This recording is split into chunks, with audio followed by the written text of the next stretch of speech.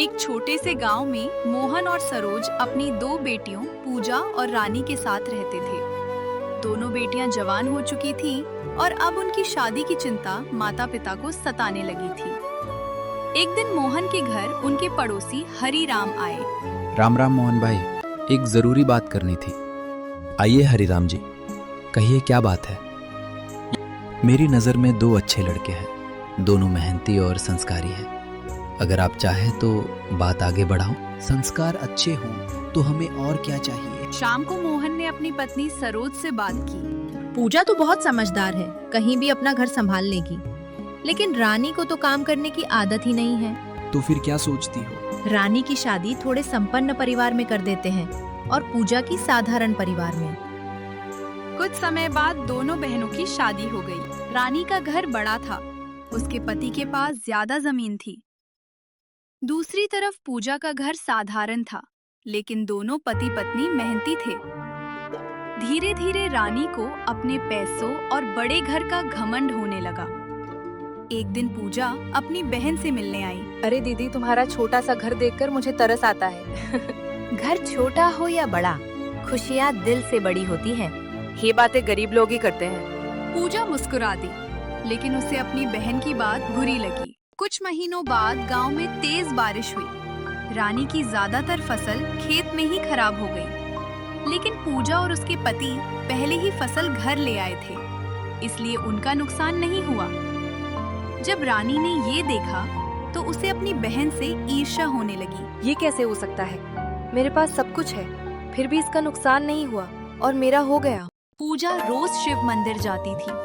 वो भगवान से सिर्फ सबकी खुशहाली मांगती थी। एक दिन रानी ने उसे मंदिर में देखा।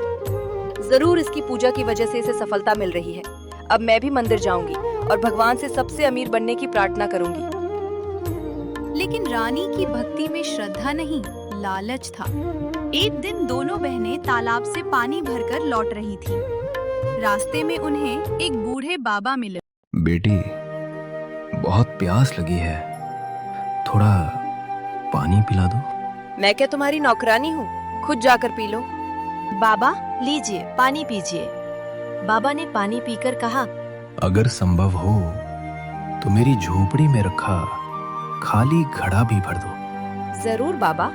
रानी नाराज हो गई। तुम हर किसी की मदद क्यों करती रहती हो?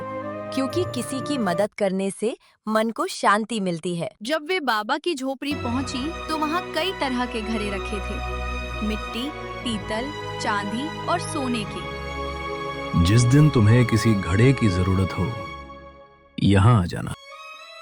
रानी की नजर सोने के घड़े पर टिक गई। अगले दिन रानी ने एक योजना बनाई। उसने जानबूझकर दोनों के पानी के घड़े तुड़वा दिए।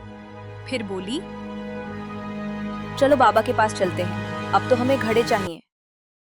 दोनों बाबा की झोपड़ी पहुंची। जो घड़ा पसंद हो ले लो। रानी तुरंत सोने का घड़ा उठा लेती है। पूजा मिट्टी का साधारण घड़ा चुनती है। घर पहुंचकर रानी खुशी से घड़ा खोलती है, लेकिन उसमें से सिर्फ पत्थर निकलते हैं। ये क्या मजाक है? उधर पूजा के मिट्टी के घड़े से सोने के सिक्के निकलने लगते हैं। ये घड़ा मुझे दे दो। रानी भागकर पूजा के पास पहुंचती है। पूजा बिना बहस किए घड़ा उसे दे देती है। लेकिन जैसे ही रानी अपने घर पहुंचती है, उस घड़े से भी पत्थर निकलने लगते हैं। गुस्से में रानी बाबा के पास पहुंचती है। तुमने मेरे साथ धोखा किया है। बाबा मुस्कुराए। मैंने किसी के साथ धोखा नहीं किया। तो फिर उसके घड़े से सोना और मेरे घड़े से पत्थर क्यों निकले? क्योंकि उन घरों में तुम्हारे कर्मों का फल था। रानी हैरान रह गई।